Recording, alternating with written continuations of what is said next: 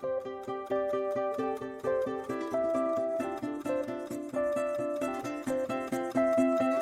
is Sarah Stewart Holland. This is Beth Silvers. You're listening to Pantsuit Politics, where we take a different approach to the news.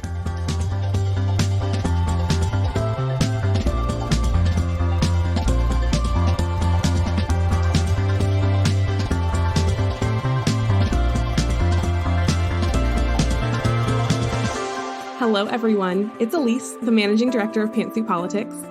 Sarah and Beth have spent their week at the Democratic National Convention in Chicago, while our Director of Community Engagement, Maggie, and I have been working hard from back home to bring you all their updates and the content they're making from the convention.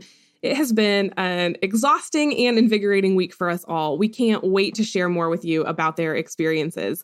They have been doing daily updates to our premium members, but we know they'll have a lot more to say once they've had a chance to digest this experience a little bit more. I'm certain they'll talk about it on next Tuesday's show. We have kept them on an absolutely packed schedule all day, every day, including a lot of great conversations with incredible elected leaders.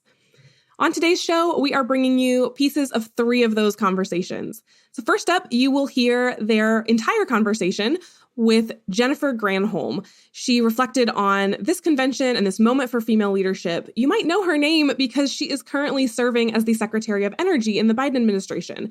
But she was at the convention purely in her personal capacity, so we do not believe in Hatch Act violations here. And so Sarah and Beth referred to her as former Governor Granholm throughout, because before her role as secretary, she was the first female governor of the state of Michigan. You'll be able to see a video version of that conversation on our Patreon page later today.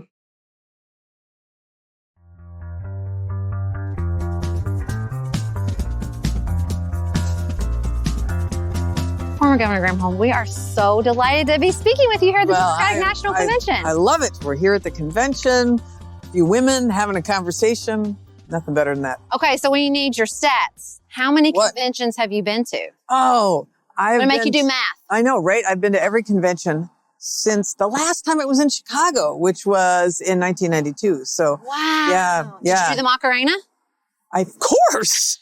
Of course. I love it. In Rome. Yes, you have to do it. I love it. I love it. So what's the same? What's different? I can't believe you just asked that. That's very funny. What's different? What's the same? What's different? What's the vibe? This is a vibe election, right? Yeah, but I mean, I just feel this is such an interesting vibe, because normally, often when we come to these conventions, I mean, we're all like, revved up and everything like this, but this vibe is different because the underpinning of joy. To me, the joy thing is just, it's different. I mean, it's like explicit. Yes. We feel joyful when we're at a convention, but we don't really sort of carry that into the campaign permanently. Yeah. And this has been a feature, not a bug of this campaign. And that's super exciting. Plus, every convention, I remember when Hillary Clinton was nominated, and I was so utterly proud because there were all these American flags, and the guy who sang the national anthem was a young man from a family of immigrants, and he was in like a mariachi outfit, and he sang the Star Spangled Banner or something like. It was just so emblematic of being an American and being so diverse and embracing that, and that our diversity is American exceptionalism. Yes, I love that. So I loved all of that. And I love that this is carried forward so strongly here. It's, I keep saying it should be boring that we have a woman in a position of leadership, right? But, whoever was saying earlier today that it's really not a glass ceiling, it's a marble ceiling, because it's so hard to bust through for a woman this particular job of being president, right? But once that happens, man, I just hope that, it is just as boring as can be that we see women in these positions. In other countries, we're seeing women in positions of leadership all the time, running in ways that are that really emphasize a lot of issues that we care about. Men care about the care economy too, but they're not having the babies, and they're not often caring for them at home in the same way.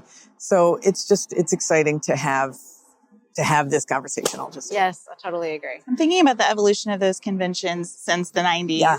And social media has to change the vibe to some extent, probably a great extent. And more women in powerful positions. Yes. I would love to hear your thoughts on like the evolution of those conventions. What have you noticed, good or bad, about the way the composition of what we're here to do has changed because of those trends? Well, I do think, in the same way that policy has evolved, right? I mean, we've evolved so much as a society, and what we're expecting of government. What is the role of government? What is the role of policy? How can policy actually transcend? So, I just say this from my perspective as the former governor of Michigan. So I was governor at a time when, in the early 2000s, right, from 2002 to end of 2010. And this was when the Great Recession happened, when we were losing jobs hand over fist, when we were seeing all these manufacturing jobs leave, which is the bread and butter, of course, of the Midwest.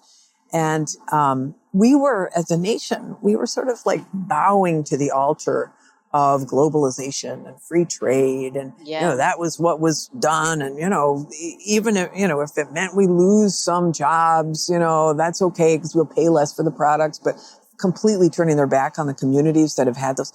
That conversation has completely changed with this administration in particular, that there is an industrial strategy to actually keep and create jobs in America, to invest in America, to focus on creating that middle class from the bottom up and the middle out. And the president's obviously has leadership on unionization and how important unions are to creating good paying jobs. That conversation has changed a lot. Yeah. And then finally, I think we've seen the experiment of a child tax credit. Yes. Which obviously was done under the right after COVID, but it expired, right? Yeah. That brought so much relief to so many poor families. And the fact that she's putting that front and center, Kamala Harris is. It's not siloed over here. It's not siloed. Yes. It is like part of who we are. Yep. And we are going to support these families. Talk about being pro-family, So to me, that's hundreds of dollars per month for families who are struggling. And that's what we should be supporting. Yes. It's exciting. I'm going to ask you to do something difficult, which is brag on Michigan. So I'm sure you're up for it. Michigan seems to have a comfort with strong female executives. We have some, as we say, kick-ass broads. Right? Michigan. It's so fun. Michigan has I don't know if it has a tough reputation, but I think it kind of has a little bit of a tough reputation. What's going on in Michigan? Why are they so comfortable? Why are they a little bit in front of the rest of the country as far as strong female executives? Well, I will say, Gretchen Whitmer has done an amazing job. And part of her ethos is that she is a regular person. Yes. Campaigning on fix the damn roads. Yes. She reminds me of a female version of Tim Walz. Yes. She's just like, this is who we are. I am from here. We're going to eat pasties or Michigan tradition. We're going to do stuff that is just real. She loves to drink a beer at the bar, a Michigan brew, of course. So I love the fact that she's sort of opened up the permission structure for women. Obviously I was the first woman. She came 2 after me. There was somebody in between, right? Yeah. Who's a guy. We'll forget about that guy. But anyway, but she was able to, I think, campaign on it and campaign in a way that she was fearless about things. The fact that she's like, when Barbie came out, she had a whole thing. Have you interviewed her yet? No. You got to get her on the show. Years ago, Years ago. Okay. You got to get her back during on. COVID. She just has fun with it.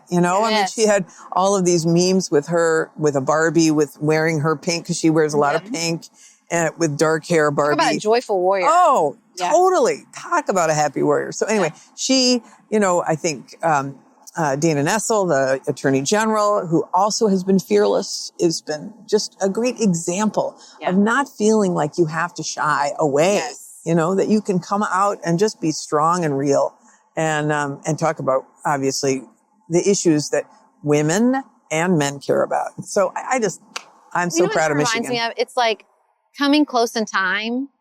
I'm thinking about you and then Governor Whitmer and Hillary in 2016 and now Kamala. And you think when they come close in time that not that much has changed. You don't realize how much just one person changes everything. And that permission structure all of a sudden is much more expansive, even really close in time. Right. 100%. Yes. I mean, Hillary's speech was so powerful to me and to obviously many of us who are working I cried on that. Yeah. I mean, and that she, I think, has a sense of joy of being able to pass the torch and open that up. And even in 2016, things were just so different. Yes. It was just different. So I love the fact that we seem to have gotten over a lot of BS, a lot of baggage. We still have a lot to go. Until a woman gets in there, we can't really claim victory, but I feel like there's been progress on this. And so I'm excited about it. There is something really unconstrained in this fun spirit of the campaign and in things like fix the damn roads, mind your own damn business. Yes. Mind your own damn business. The best line. I love it. It is unintimidated, right? It is not kind of the caricature of a politician. You really know swing voters coming from Michigan. You know the importance of crossover appeal. Do you think that this happened organically, or is this kind of a calculated, like that's what brings these voters in? More straightforward, but less fearful, less existential. Yes, I totally think less fearful, be real. It's people are craving reality and authenticity. And, that mind your own business, mind your own damn business. I mean, it hits people in a real way. I mean, so just in Michigan, for example, we had a ballot proposal last election, right? And we got a lot of swing voters come in to vote because of the abortion issue, right? Because we had, we banned abortion in our Constitution. That's what we were left with. Crazy. Yeah. So, but that notion of, I think men and women understand, get out of my doctor's office. Yes. Get out of my decision about where or when to have children. Get out of my uterus. Yeah.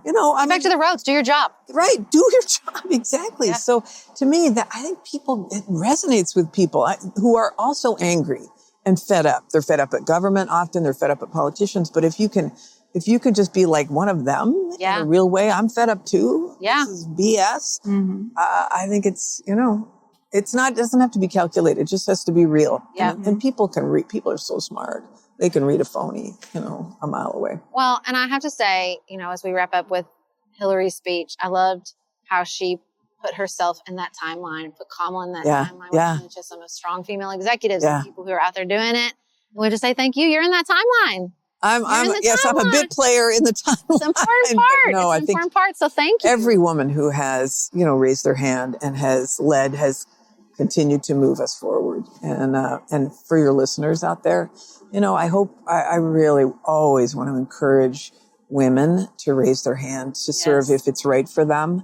Like, don't feel like it's got to be left to somebody else, because your voice is so important, because it translates into policy. And that's really what it's all about. It's not just about you. It's about something bigger than self. And I think, women get that in a really fundamental way. Yes. Thank you. Thank you. Oh my gosh. Thanks you guys so much. Next up, you will hear some of Sarah and Beth's conversations with Senator Debbie Stabenow, also of Michigan. She really set the stage for passing the torch to younger leadership earlier this year when she announced she would not be seeking re-election. Sarah and Beth spoke to her about that, about the stakes for control of the Senate, where so much of the next 4 years will be decided legislatively. They talked to her about serving alongside then Senator Kamala Harris and lots more. We are sharing just a piece of that conversation here today, but you will be able to hear the whole thing on our premium channels, also posted later today. There's a lot of education going on during this convention week about the stakes of the presidency. Yes. I would love to hear you talk about the stakes of control of the Senate. Yeah. You've seen a lot there. How would you tell Americans who are less involved in politics what is associated with the stakes of the Senate? Well, and I'm sure to your first answer, that's why it's hard to step away when you always understand the stakes. It is. I mean, it totally is. And being a part of Senate leadership, working continually to help get colleagues elected and so on, it's certainly, a big issue front and center for me. What I will say is that to really get something done, and this goes both to the presidency as well as the Senate, you need partners to get things done. You need, from my perspective, a Democratic president and a Democratic House and then you really move. We call it the trifecta. You need the Democratic trifecta. When we had that in the first 2 years of the Biden-Harris administration, that's when we got everything done to get, children back to school safely and save lives and protect our hospitals. And then we went on to rebuild our roads and bridges and rebuild America, bringing jobs home and focusing on the climate crisis and clean energy and healthcare and taking on the drug companies. Most of that, actually, we had no Republican colleagues voting with us on it. There was a few things like the infrastructure, but taking on the drug companies, not one Republican joined us. And so if you want to do these big things, our next president, President Harris, wants to tackle the things that, as she used to say to me when we were in the Senate together, the things that keep families up at 3:00 in the morning. And that's the basic costs, whether making sure you got a job, then making sure you have a home, and then making sure you can afford health care and food for your children. They have a safe school and a safe neighborhood. And to do that, you have to have partners. And in the kind of climate we're in right now with MAGA Republicans, with their vision through 2025, which destroys all of that, a Democratic Senate is critical. The other thing I will say, with everything the courts are doing now, the way Donald Trump has really destroyed an independent judiciary federally, and we are seeing the courts now take on our basic freedoms, reproductive freedom, our freedom to make our own personal decisions on who we love and just everything, who we are. The truth is the federal bench is critical, and it's the U.S. Senate that confirms judges. So it doesn't go to the House. It's the Senate. So it's the president and the Senate. And because we've had a Democratic Senate, we have now, in 4 years of quietly being focused every day, we have replaced 25% of the federal judges. 25%. Think about all the crazy right-wingers that have been making all these decisions, that are against the environment, against labor rights, against our freedoms, that promote immunity for the president, that he can do anything at any time somehow and be a king. I mean, all these things. So we've replaced 25%. If we have a presidency, Kamala Harris and Vice President Tim Walz, and a Democratic Senate, in the next 4 years, we will have replaced 50% of the federal judges. Why is that important? First of all, these judges are lifetime appointments. Mm-hmm. So if we can replace them with people who know the Constitution, believe in the rule of law, believe in a code of ethics, truly love our country and not just power, and want to protect our freedoms, that's huge. Yeah. I'm interested, you were talking about serving with Vice President Harris in the Senate. And then really, we watched that great tie-breaking montage. You kind of kept serving with her for a while. She showed up. I did. Those first 2 years. What did you learn about her, serving beside her and watching her understand those stakes so clearly that you just articulated, and watching her sort of development over those years? Well, I had always admired her, certainly as an attorney general and the work that she did in California, but I didn't really know her that well. And so when she came in as a member of leadership, Senator Schumer and I and others would bring in new members to talk about their priorities. What do you think we should focus on? And she really did start every conversation by saying, I think we should focus on the things that keep families up at 3 a.m. That's how she talked. And so she was always pushing us to be in the here and now to help people, which was music to my ears and, was something I was very impressed with. She also has been very committed on healthcare and mental health. I've been leading many of the efforts in the U.S. Senate to expand community mental health. And she has been all in that effort. I was so impressed again. Not everybody focuses on that. Mm-hmm. She is extremely focused. And then we work together on health disparities. I mean, we know, a pregnant woman who is Black is going to have a higher risk than a woman who's white. That if you're Hispanic or Black, the kinds of health disparities where you don't get the care that you need, your baby doesn't get the care that they need, are very real. The numbers are very real about infant mortality, lack of support. She led on that, and I was pleased to be her partner on that as well. She had really important legislation. So I saw her in all of that role. And then the final thing I will say is she wanted to reach out and learn. And as we've been moving to electric vehicles, as we're talking about, let's make batteries in the U.S., let's bring jobs home. But we got to protect the auto industry. We got to protect good union jobs. She would pull me aside and say, tell me more. Tell me more. Oh, I love that. I need to know more about the auto industry. Tell me what the challenges are. Tell me how I can help. So she was asking and learning in a way that was very impressive.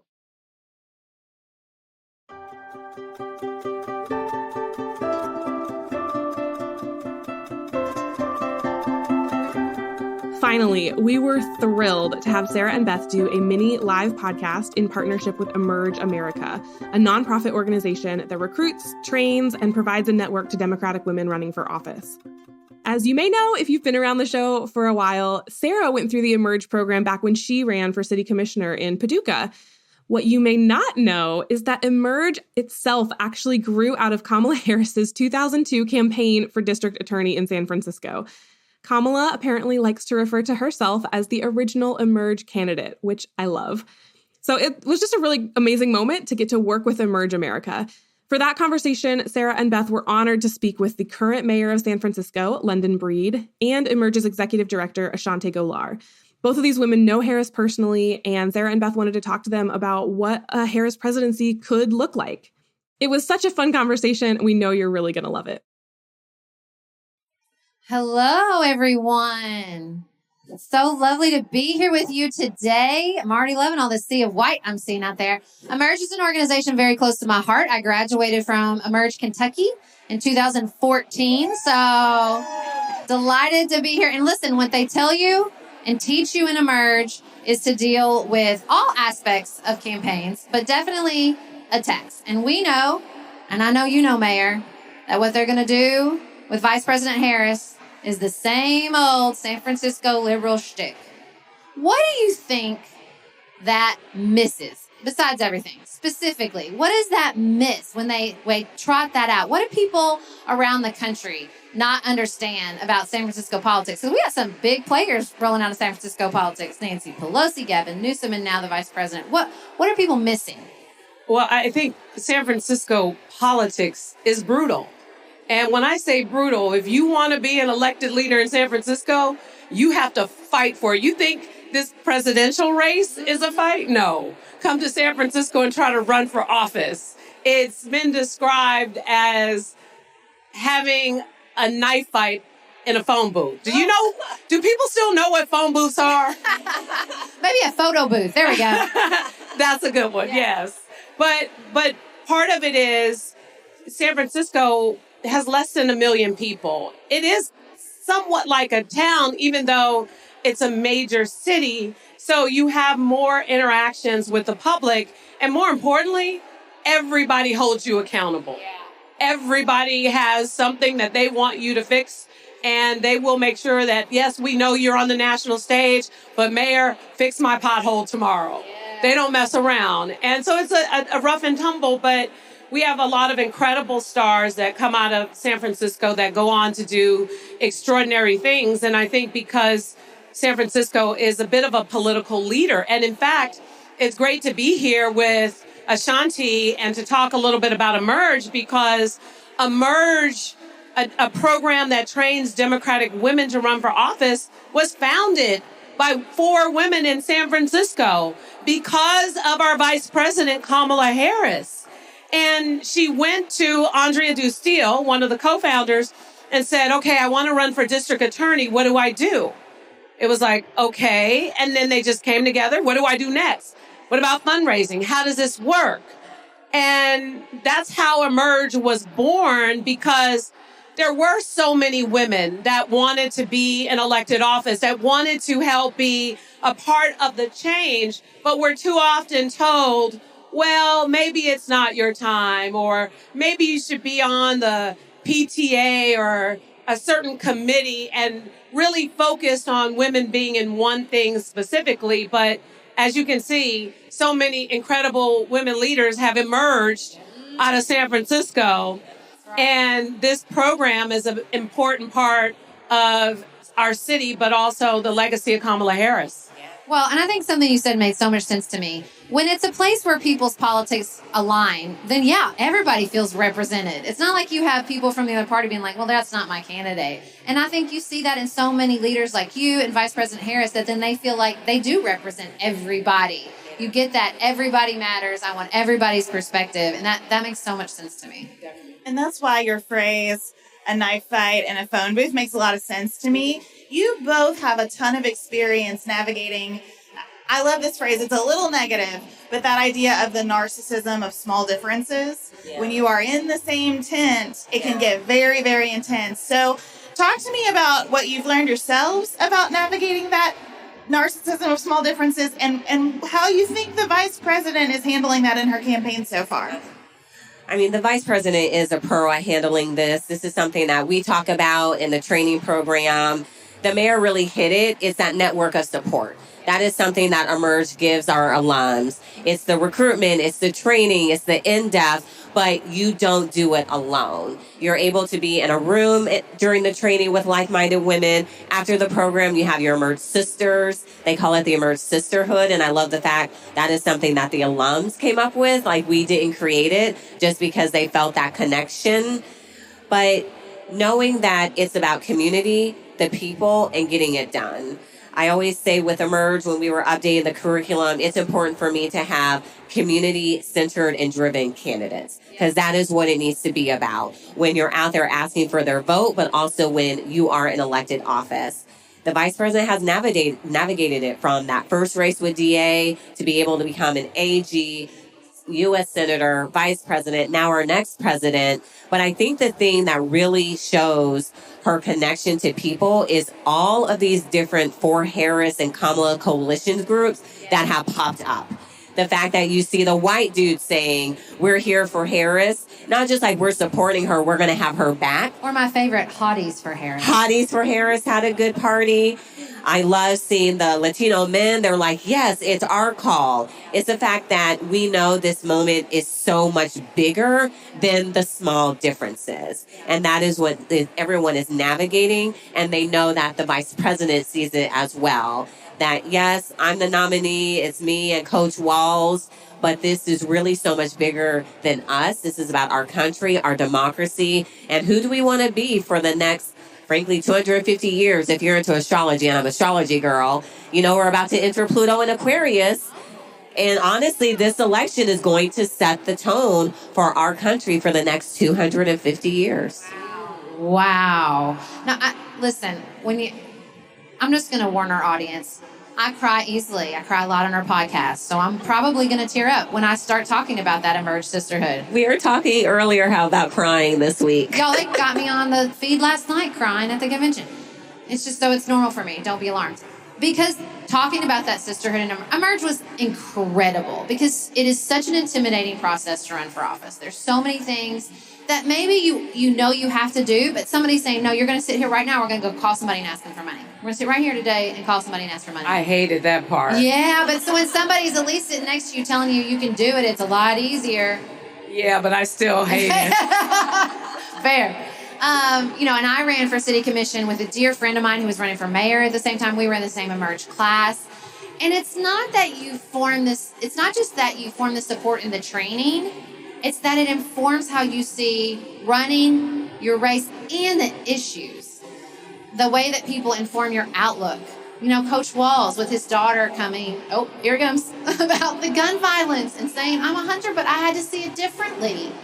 Where do you see that with Vice President Harris in this campaign around gun violence, about reproductive health? Where can you see in her policy positions that support that being informed by the experiences of those around her? Well, I welcome the opportunity to talk about this because, sadly, the neighborhood I grew up in, gun violence was the reason why I got involved in public office in the first place. And in fact, growing up in public housing and growing up in a community where it was common for the people that you love to be killed by the people that you love. And Kamala Harris, during a time when she was DA, we had this really awful homicide that happened in a gym in front of a bunch of kids. And it was so devastating and so heartbreaking. And she immediately reached out to me and came to the gym and was determined to seek justice for what happened. And it was really difficult because she actually personally spent time talking to the kids, talking to their families, talking to everyone, trying to get some resolution, because the fact is we wanted a killer off our streets and we needed our DA and the appropriate investigation by the police to happen. And when people are trying to criticize her record one way or another, whether she's not tough enough on crime or she's not soft enough on crime, and she wrote a book about it, Smart on Crime, because there's a big difference between someone who wreaks havoc on our community and who takes another person's life. Everyone in the community, as much as people were living in fear and afraid to say anything, they wanted justice. And they didn't want to be concerned about something else happening to somebody else. And Kamala was very aggressive about putting away murderers in our city. And at the same time, through her Back on Track program, recognizing that, there are people who deserve a second chance for various reasons and providing that opportunity. But she took a very strong stance against gun violence, standing with mothers who've lost their children to gun violence, and continuing to be an advocate for responsible gun policies, especially, because back then we weren't talking about gun violence in the schools. We were talking about gun violence on the streets in certain neighborhoods. And she was still at the forefront of helping us to combat those issues, meeting with some of the perpetrators of crime themselves. But then as things started to happen with things like Sandy Hook and others, then all of a sudden our children are having drills, gun drills in the schools, which I didn't have when I was a kid. Schools were the sanctuary. And now we're at that point and we can't be open about responsible gun policies in this city. The point is, Kamala Harris will be aggressive and she will use her personal experience of not just going after people who have committed murder, but she will definitely go after the gun lobby and others who consistently say, we want no regulation. We want nothing to get in the way of our ability to protect our Second Amendment rights. And what about our children? What about protecting our children? And what about protecting fellow Americans in a lot of these mass shooting incidents that occur? There's no reason why someone needs to be walking around with an assault weapon anywhere in this country. And so I think she's going to be extremely aggressive. She's going to have many examples to point to. And just like she took on the big banks when she fought during the home loan crisis, she's going to do everything she can to push aggressively to take on the big gun lobby. Well, I think what you named there too, the paradox of you feel that she, because of those experiences as a prosecutor in San Francisco, holds that whole spectrum of gun violence experience. I was a victim of a school shooting in 1997. It was a very early, it rocked our community because we didn't have that history. It was one of the very first ones. And when she speaks, I hear exactly what you're describing, this sense of like, I understand the grief that this radiates out everywhere. And I think that is so incredibly powerful. I always admire when I listen to you, Mayor Breed, the clarity about the stakes. That's what I heard in that answer. And I think this convention has really had a tone of like, the stakes are clear. And so we don't have time for a lot. We have to be so focused. I would love to hear from both of you what you think she will prioritize in office. She's had a big portfolio as vice president. I get very angry because I don't think she gets enough credit for that giant portfolio of work. Co-sign on that. Many accomplishments she's had. But I would love to know, what can we learn from that big portfolio and the clarity of stakes that's being communicated this week? Beth was on that beat years ago, y'all. We have the timestamps to prove it. It's definitely everything that we have been seeing tonight, the different themes. Definitely freedom is a huge focus. the freedom for us to be able to live the lives that we want, definitely continuing to be for the people, be it from gun violence to reproductive health to healthcare. But I think the biggest thing is we need to really talk about the fact that the Biden-Harris administration has been extremely successful. They guided us out of the pandemic. They have gotten us back on track. We have a strong economy. She has been a part of that. And they are trying to trash that legacy because they want to say she would not be a successful president. So what we're going to see is her continuing to implement those strong policies that they have done under the Biden-Harris administration, from HBCU investment, which has been huge, student loan debt. And for me, I really love what they have done with prescription drug costs.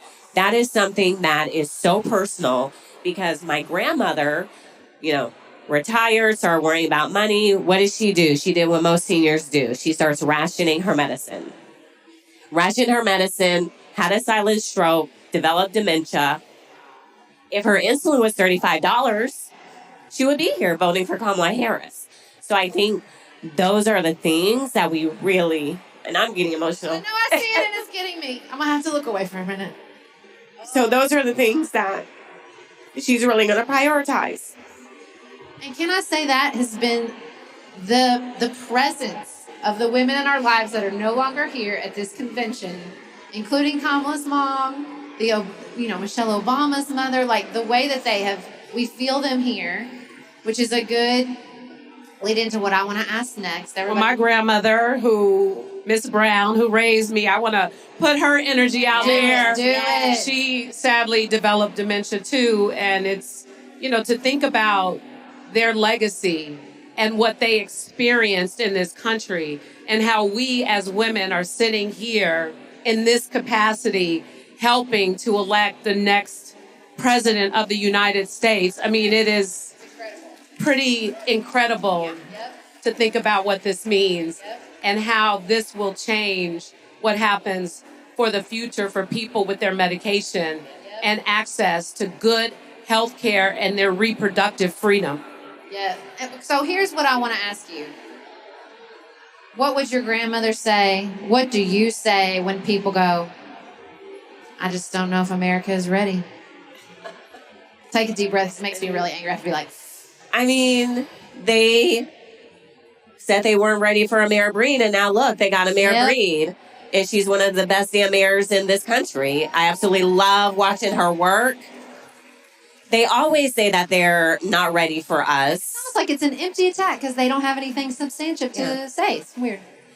I mean, we talk about this a lot at Emerge. We have so many firsts. We have all of these trailblazers, and we love celebrating them, but we have to say why. Why in 2024? Why in 2020? Why even in, 2010? But they are ready for them. We just need those good women who are putting their name on the ballot, because you can't vote for the good woman if her name isn't on the ballot. So the fact is, people are ready. They just need to see the good women stepping up, doing the work, and we have to give them those great candidates to vote for. I love every election cycle looking at just the performance of our alums. Great thing about being president, I still get to be a nerd and a political person and dive into the numbers. And I see our Emerge alums outperforming even people who are running statewide, who are supposed to be the ones bringing it home. It's always those mayors, it's the state ledge, it's the city council, school board, it's those people, but particularly those good women who are being elected and reelected that are boosting those people at the top. So they absolutely 100%. Are ready. They're ready for her for vice president. They're going to be ready for her for president. And I would just say, if they're not ready, they better get ready. That's right. They better get ready, because here's the thing. It's interesting coming back here to Chicago, because I actually traveled here with Kamala to Springfield, Illinois, when Barack Obama in 2007 made his announcement. It was like 10-degree weather. We were freezing cold. And in my mind, I'll be very honest, I was like, I'm inspired by him, but I don't know if America's ready. I even said that. And when I got out there and I saw all those people, I saw the excitement and the energy, I was like, holy crap, they better get ready. just like then and just like now, they better get ready. And here's the thing. She's ready. She is ready. I can't stand when they're talking about DEI. Oh my God. I'm like, has anybody ever asked about Trump's credentials? This woman, and I want you all know what she's done throughout her career and what qualifies her to be the leader of the free world here. And it's so offensive, but that means we have a responsibility because we know what Kamala's going to do and the things that she cares about and her values. But the question is, what are we going to do? What's our role? To make those calls, to send those text messages, to have those hard conversations. We don't need to know her entire policy platform, but we can tell our own story. And the fact that the person who's her competition is her competition, it's so offensive. And if that doesn't get you fired up and ready to fight and ready to win, I don't know what will.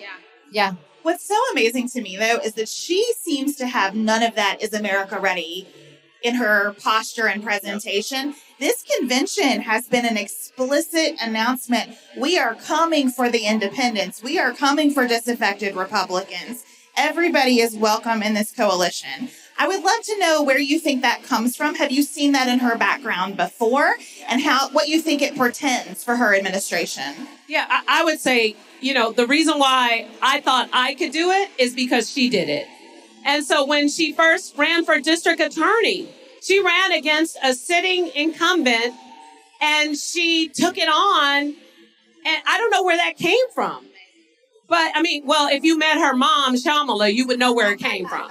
However, she had the courage, and people think that she got any of these positions easy. She was alone in many instances. I went up and down the state when she ran for attorney general, even when some Democrats were not entirely supportive. She fought for every vote. She fought to get into every church, every living room, every opportunity. And so when you look at what she does, she doesn't just complain about what someone didn't do. She just does the work. And her advice to me is similar to my grandmother's advice. My grandmother's like, I'm like, Mama, he hit me. She's like, well, you can't control what he does, but you can control how you react to it. Right. And so just like Kamala says, when I'm like, Kamala, what did she say? Kamala's like, calm down. I'm ready to fight. Yeah. She's like, just be lovely, right? Be lovely and keep moving forward. It's not worth it. Just stay the course and stay focused on what you're trying to accomplish and rise above it. Rise above the circumstance. That is exactly what she has had to do under all challenging circumstances. And this is what you're seeing happen as a result of her candidacy. She's rising above. She's doing what she always does. And she's staying true to who she is as a person. I heard an interview with Nancy Pelosi talking about how she didn't endorse Kamala in that first race. She was with the incumbent district attorney. And I was like, and she was like, respect. She won anyway. I was like, wow. And I think what's so special, and I sense this with you too, Mayor, is like, yeah, it's a knife fight. It's hard. And also, watch me still be joyful in this space. Watch me still enjoy every moment. And I think that's not just important for all of us supporting her. I think about what you just said. I knew I could do it because she did it. And all the women considering running for public office and thinking, I don't know, it seems hard, it seems tough. But then to see this woman at the top of the ticket having so much joy and fun running, what do you think that's going to do as far as inspiring the next Emerge graduates? I love it. Just for me, I'm just having so much fun personally in this moment.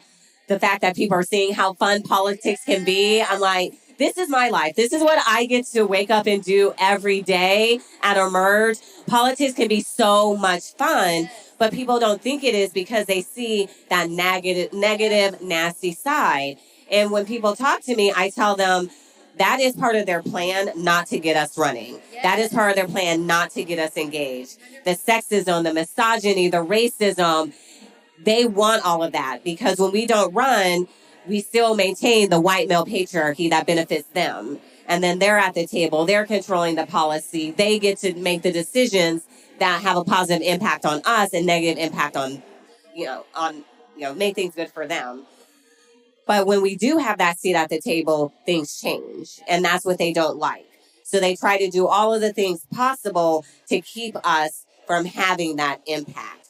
So seeing her have that fun, the joy, all of the different coalitions, this is what politics should be all the time. And I love that she's showing that. And I love it. I love watching it too. I have my own race going on. I'm running for re-election. I got 4 guys running against me. And it's cool. 4 guys. Look, I love the men. Don't be alarmed here. But it's interesting because they're saying everything that I've either done or am doing or plan to do, yet they get attention for it differently than I do. And it's so interesting to see that play itself out in politics. So what I have to do is exactly what my grandmother and Kamala said to do. Control what you do. Don't worry about what they're doing. Rise above it. Be lovely and live in your truth. Live in your truth and don't let anybody steal your joy. Because if you're in this world, if you're doing this work, you do it because, from my perspective, you really want to have a positive impact on people's lives. And I do because of how I grew up. I want to change communities that tend to be disadvantaged and go through a lot of challenges and neglect. And that's what we're doing in San Francisco. And I have people who are formerly incarcerated working for me. I have people who are in recovery working for me. People who I appointed in elected positions who have been on the other side of the tracks and have changed their lives and turned their lives around. And were it not for someone who understood what it was like to be in that world, you may not have really respected or appreciated giving someone like that an opportunity. That's what makes Kamala Harris so exciting, because she knows it. She knows intimately the world I grew up in and the neglect, and she gave it the kind of attention and support it needed. And that's what she's going to do as president. And I went up and down the state of California in rural places, in all kinds of places, sitting in living rooms of families who are asking for help and support. And she listened.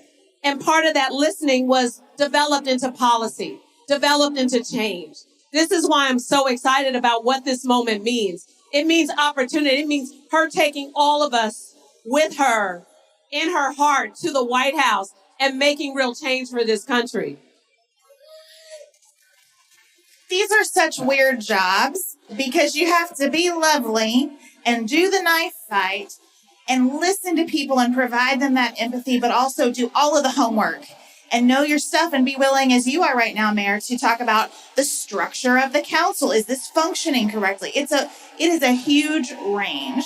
So as we wrap up, I would love to hear from both of you. What do you think is the essential trait? Like, what do you have to have in your soul to be a leader as a woman? And how do you see that in the vice president? Authenticity. You have to be authentic. You have to be yourself, because when you're not, it absolutely shows through. And we see that in the vice president. And as I've been doing lots of interviews, people will say, what don't people know about the vice president that they should know? Like, what isn't out there? And I say, she is such a girl's girl. She is the ultimate girl's girl. Like, London is doing Emerge and a part of Emerge because the vice president recruited her to the program. I have other women who will say, yeah, I got married. And then I get this call from Kamala, who's on the campaign trail, congratulating me. Like, I'll get voicemails from the vice president because my silly self misses the calls. That's how it always goes. You hit 2 walls. Missing the call is the worst thing ever. But then you get the voicemail to play for people, which is kind of cool. And she'll just say, thank you for what you're doing. I see you and I thank you. And to have a woman who is so damn busy, still seeing other people and what they're doing, that isn't fake. That is authenticity, and it is who she is, and it's who we deserve as a president. Guys, please don't ask me how many times I've watched the Thanksgiving turkey video. It's a little embarrassing where she explains how to cook the Thanksgiving turkey, and she's giving the recipe, and you put it under the skin, and you just, every word, you're like, oh, she's done this recipe a lot, and it sounds really, really good. It's amazing. And I agree with Ashanti. It is being your authentic self and living in your truth. But I want to just correct the record. She didn't recruit me to do a merge. She forced me to do a merge. I didn't have a choice. And people, Kamala authentically she really is Mamala. Well, I think she did the right thing. You're going to do this program and that sort of thing. And what's interesting, you say that because it was just my birthday and she came to San Francisco on my birthday. And so what's so fun, I didn't tell anybody. I'm keeping it under wraps, but someone told her clearly. And so she gave me one. She knows I love candles, and she created her own candle that she gave to me. It was so cool. But my point is, you're right about her being authentically her and reaching out to people, knowing their stories, giving those hugs, and being concerned about your life and what's going on with you. And again, that's going to come directly with her to the White House. We're excited. Everyone's excited. Tonight's the night. We're going to hear from the Vice President herself. Thank you so much. Thank you both for joining us. You do. Yes, thank you. What a fun conversation. And Ashanti Gholar. Yes, thank you.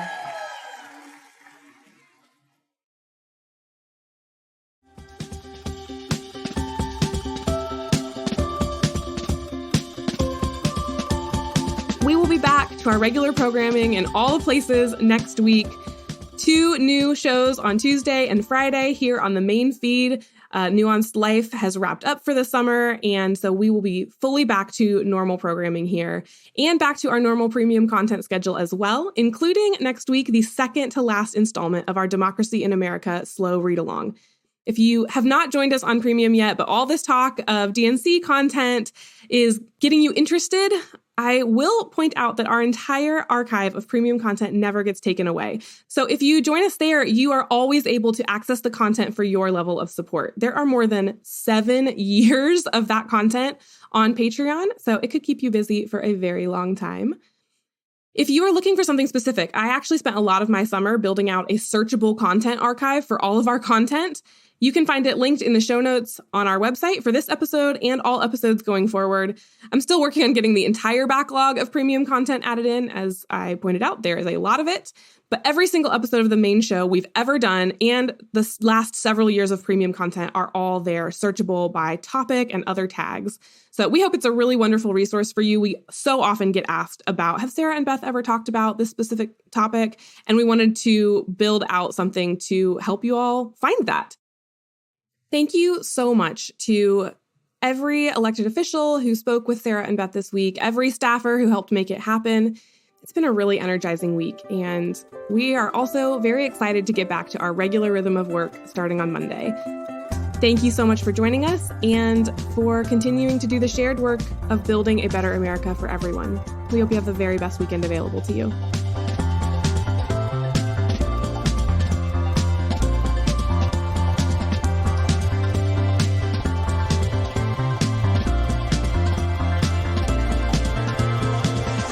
Pantsuit Politics is produced by Studio D Podcast Production.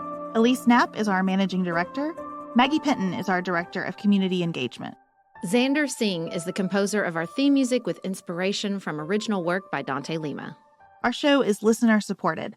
Special thanks to our executive producers: Martha Brunitsky, Allie Edwards, Janice Elliott, Sarah Greenup, Julie Haller, Tiffany Hassler, Emily Holiday, Katie Johnson, Emily Helen Olson, Barry Kaufman, Catherine Vollmer, Lori Ladow, Lily McClure, Linda Daniel, The Hutchins, Tracy Putoff, Sarah Ralph, Jeremy Sequoia, Katie Steigers, Karen True, Annika Uvaline, Nick and Elisa Vallely, Amy Whited, Lee Shea McDonough, Morgan McHugh, Jen Ross, Sabrina Drago, Becca Dorval, Christina Quartararo, Shannon Frawley, Jessica Whitehead, Samantha Chalmers, Crystal Kemp, Megan Hart, the Adair family, Jenny Francis, Leanna Pilgrim Larson, the Monene family, Ashley Renee, Michelle Palacios, Jeff Davis, Melinda Johnston, Michelle Wood, Nicole Berkless, Paula Bremer, and Tim Miller.